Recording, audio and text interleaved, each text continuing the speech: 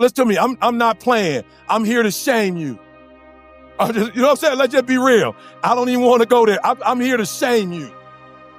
And I'm here to shame you, not because I want to hurt your feelings, but I'm hoping to pull something out of you that's already in you, but you just haven't pulled it out yet.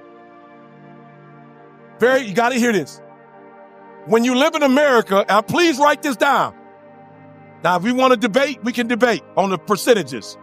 But let me just say that 75%, when you were born in America, 75% of the work has already been done when you're born in this country. I'm just being real. I don't know if you've been to a third world country. 75% of the work has already been done for you. So what do I mean by that? And I'm here to shame you. I'm going to shame your 25%. Because when you're not making good money in America, it means one thing, that you're putting the onus on somebody else. That's all it means. If you're not wealthy in America, it just means you made it somebody else's responsibility for you to make money. That's all it means. Like, listen to me very closely. If you live in America and you're not wealthy, it just means you was relying on somebody else to do the work for you that you're supposed to do. So watch this. Watch the numbers. So if you're in business, 50% of the work has already been done. You already have a product. I'm just being real. If you would, like, whatever company you work for, they gave you a product. And number two, they gave you the business model. So you come into an LLC, you come into an S Corp, you come into a nonprofit, you come into it. You ain't got to do no paperwork. You don't need administration. You ain't paying no taxes. Listen to what I'm saying. You come into a business model. They already have the business model. The only thing you got to do is make money. Listen to me. 50% of the work has already been done. Now, when I say 75%, that 25% means that the creator is already giving you a gift. Look at me very good. You come into a world where when you do bit, like I'm here to speak, everything has been set up for ET. They sent my 50%. They got my flight. I got a hotel. Like they got me in the green room. I got stuff. All I have to do is come on stage. I don't have to call you. I don't have to set up this arena. I don't have to do nothing but show up. 50% of the work has already been done. Another 25, God gave me out the womb a voice. Look to me very closely. A lot of people speak. God has blessed a lot of people that may speak. But I've been given a voice, like I'm not sure how they did it. But when I was created, they said, turn the tremble down and bring up the bass. You know what I'm saying? I had nothing to do with that. I was born with this volume. I used to get in trouble in school because of this energy. Now I get paid for this energy. Listen to me. I was outside with a guy. I was like, yo, what you want me to talk about? He said, I don't care what you talk about. I just want to hear you off YouTube. He was like, yo, when I watch you on YouTube, I'll be ready to run through a wall. I just want to be in the presence, in the room. So watch this. 75% of the work has already been done. The real problem we have, the 25%, which is personal development, that's why we're not making no money. That's why we're not making no money. Because of the 25% you're supposed to do that you're not doing. And you look, you got 75%, and then you're trying to dump your 25% on somebody. Just want to make sure I'm making sense before we go principled. I want to go practical. It's easy for me in America. If I lived in a third world country with this voice, I might still be doing something I don't want to do. I live in America. Somebody said, where you live? I was like, man, I had to stop. Like, that's a trick question. They was like, no, where you live? I was like, it depends. That was like, depend on what? The season. So in the summer and spring, I live in Michigan. In the winter, I live in San Diego. Man, you missed what I just said. I live in America. I'm one of the few places in the world where you could be bi-coastal. And I'm looking to buy a property in Houston because one of my artists told me the Wigway, he's in Houston and I need to be there more. So one more time, because I know I have some people like me. I got a GED first. I didn't graduate from high school. Listen to me. Did y'all hear what I just said? I live in a country where you can fail academically and still make good money.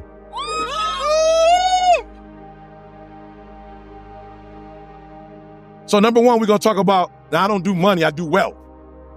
Because I'm financially well off, but I've been married 31 years. to my high school sweetheart. We've been together almost 35 years. I got 2 grown kids. You live in a country where I was homeless for 2.5 years. I was a high school dropout. I got my GED, went to college and got kicked out of college. And I'm still the #1 motivational speaker in the world. Only in America can you start at 25 and then up from 25 to 51, you can still be #1 in the world. So please write this one down. No excuses. Write this down. I'm not playing. Write this down. And for those of you who don't write, that's why you're not where you're supposed to be. You don't follow instructions. Follow instructions. Listen to what I just said. There's somebody in this room. I'm not going to be available next week, but I'm available today, and you're going to need this information. And I need you to take. Now, it doesn't mean you ain't 90% there. It don't mean you're not 80% there already. It don't mean you're not 100%. But I'm trying to explain to you where I am in the world. I'm still not where I want to be. And God strategically still is putting people in my life to help me to get to the next level because they have experiences I don't have. They have knowledge I don't have. They have influence I don't have. They got connects I don't have. They got impact I don't have. I have students that I know personally at Michigan State that went through school because of Bill Gates. I'm from Detroit. I'm from Chicago. I was like, yep, I got you, bro. I need to be a billionaire. I got it. I got it. Makes sense. Now, y'all think I'm playing. But I want you to hear something. I walked away from that room knowing I need to be a billionaire, not so I could buy stuff, so I could change the world. And I now have a scholarship that's 10% of a few million that we're making. And you know what's crazy?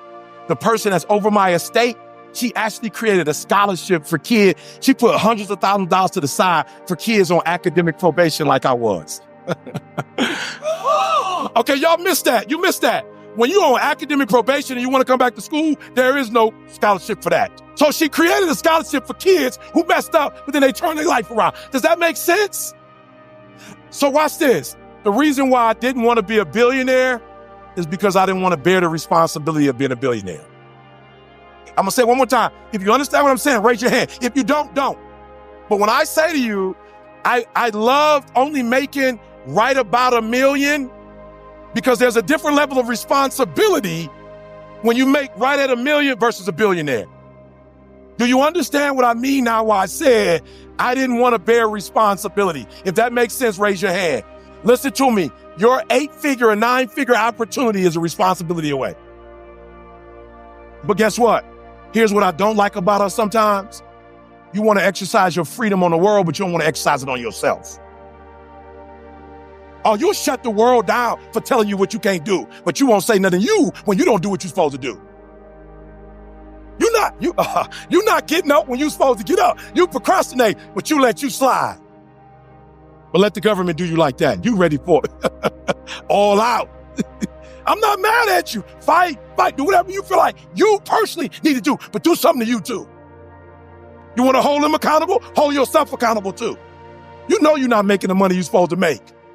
You dressing up, you got the car, the house you can't afford because you're trying to prove something. You live in America. You ain't got to prove nothing to nobody. You can actually do what you dream of doing. This is America. You ain't got to play like you got it. This is America. You can really have it. But you know why we want to play like we got it? Because it's easier to play like you got it than really do the work to get it. So I came for one thing today. I came to tell you we live in a great country. 75% of the work has already been done. 50% by this country, 25% by the creator. You got to do your part, though. You ain't going to never blow up if you don't do your part. I'm standing here today because I did my part. Now, I didn't do it up to 25. I ain't going to lie. I was homeless. I was a high school dropout. I was a college dropout. I was making stupid, dumb decisions. Credit was tore up. I ain't had no money in the bank. But one day I woke up and was like, yo, E, bro, you live in America, bro. You ought to be ashamed of yourself. You ought to be ashamed of yourself. Here's my only goal for Eric Thomas. I want you to die on E. If you could be the best in the world, then be the best in the world. I never knew if I could be the #1 motivational speaker in the world, but I woke up one day and was like, yo, let's pursue it. And last year, y'all, I challenged myself. I said, Eric, I know you couldn't read or write when you was a teenager, but you grown now. You grown now. They can say the word for you on Instagram. Like you can get dictionary.com and they can tell you what the word, grow up. Go in the studio, go and learn. And so now I said 2022, Now it's time. You should have been in The Lion King. My voice is all over the world. There's no reason it wasn't on The Lion King. I just didn't go over there and demand that I need to be over there. So I'm writing a script for Netflix or Hulu. Why? Because I start, in COVID, I wouldn't watch TV. I started watching COVID. I was like, oh, I can produce that. So I'm doing a show called Torn that we're writing right now. And it's the love story of me and my wife when we hooked up when I was 15 and she was 16, and our journey from the streets of Detroit to #1 in the world. Can I say this to y'all? I could have been doing this years ago, but I never held myself accountable. I held my biological father accountable for not being in my life. I held my mama accountable for getting pregnant at 17. I held the Detroit public school system responsible for not teaching me what I thought they should teach me. I held everybody responsible but Eric Thomas. The day you start holding yourself accountable is the day that everything in your life is going to change. Write that down. I'm going to hold myself accountable. Text yourself. I'm going to hold myself accountable. Look, I can leave now. We're going to go through a couple slides, but that's it. If you hold you accountable when you leave, if you discipline you, if you put you on punishment, if you determine that you're going to learn this product, that you're going to learn this industry, that you're going to take everything that you were given and take it to another level, I guarantee you in this country, there's nothing you can't have. I'm hurt. I'm mad at myself because I could have been doing this. So #1, here's what I need you to do. What I want you to do for me is I want you to write the vision, all right, and make it plain. I want you to write the vision, like flat out. There's not one thing I got out. Do y'all know the joy of me seeing a father with his 3-year-old, his 5-year-old, and they watching my stuff together, and little man saying, what up, what up, what up? It's your boy, E.T. You know where I got that from? Michael Jordan. Michael Jordan said he played basketball so well so that wives who didn't even understand the game would come and watch him.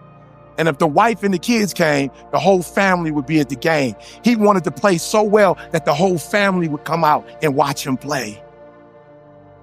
So I said, if Mike could do that, I could do that. Write the vision. What's your vision? A lot of you struggling because you don't even know. You waking up every day with nothing to do. You just getting up. You don't even know what your goals are. You don't even know. Write your vision. Some of you wear stuff, you do stuff because other people are doing it. No, stop doing that. What do you want? In Michigan, y'all, I just moved to Cali, I told you 2 years ago. There was a young lady who came to my house with her mom, and she walked in my house and she looked at my house and she was like, no way. Her mother was like, don't be rude, sweetheart. She was like, I'm not being rude, no way. And I was like, what you mean, no way? She's like, no way you live in this house. I was like, what you mean by that? She's like, how big is this house? I was like, 2,300 square feet. Like my house in Michigan, you could walk in the front door and see the whole house. She was like, but I thought you were. I am. I am E.T. the hip-hop preacher. You're right. And I am wealthy. You're absolutely right. But I love this house because everybody here is in the working community. And I love living in a working community. My next door neighbor is a firefighter. His wife is a teacher. I love living in this community. My next door neighbor is a firefighter who cut my grass, who shovel my snow. Anything break in my house, he come and fix it. I can't move nowhere else because I can't find another neighbor like this. I love my neighbor. How many of you live in some communities where you can't stand your next door neighbor? Just be real, raise your hand. That's a terrible experience. So she was thinking, and she was right. If I had a low self-esteem and I hadn't wrote a vision for myself and made it plain, I probably would have moved to a different community. But moving to a wealthy community was not a part of my vision or my plan. My vision or my plan is being married. I want to be blissful in my marriage. I want my wife still to desire me. I want to still desire my wife. I want us to act like we did when we were in high school. That's my vision. That's my vision.